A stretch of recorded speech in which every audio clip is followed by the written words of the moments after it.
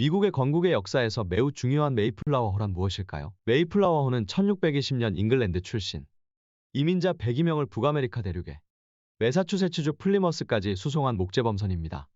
이들 이민자들은 미국인들에게 필그림 파더스 혹은 순례자로 알려져 있습니다. 선박의 승무원은 25명에서 30명 정도였고 이민자 102명 중 35명만이 청교도였습니다. 선박의 탑승자 전원이 청교도는 아니었지만 미국인들은 건국 세력을 청교도 세력으로 생각합니다.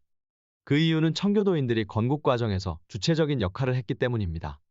이들 청교도들은 종교개혁 이후에도 카톨릭의 진보적인 신앙의 태도를 버리지 못하는 영국 국교회와의 갈등과 종교적 박해를 피해서 신앙의 자유를 찾아 미국으로 이주했습니다. 청교도들은 성경중심적, 금욕주의적, 칼뱅주의적인 개신교 사상과 반카톨릭 성향을 가지고 있었습니다. 교황을 신의 대리인이라고 생각하는 카톨릭 교도들과 달리 청교도들은 교황을 하나님과 인간 사이를 가로막는 존재로 보는 시선을 가지고 있었습니다. 그래서 유럽을 떠나 종교의 자유를 찾아 청교도인들은 아메리카 대륙으로 향했습니다. 메이플라워호는 9월 16일 잉글랜드 플리머스를 출발하여 66일간의 항해 끝에 같은 해 11월 11일에 케이프 코드의 프로빈스타운에 입항하였습니다. 선박을 수리한 후 12월 21일 오늘날 매사추세츠주 연안으로 이동하였습니다. 그곳에서 겨울을 보냈으며 이듬해 4월 5일 이민자들을 남겨놓고 런던으로 되돌아갔습니다. 메이플라워호의 이주는 미국 역사상 중요한 순간 중 하나로 기억되며 이들의 용기와 결단력은 미국의 선조들이 어떤 환경에서도 자유와 새로운 시작을 추구하는 정신을 상징합니다. 일반적으로 서양 문화에서 성경적이면 보수우파이고 반성경적이면 진보좌파적 시선을 가지고 있습니다.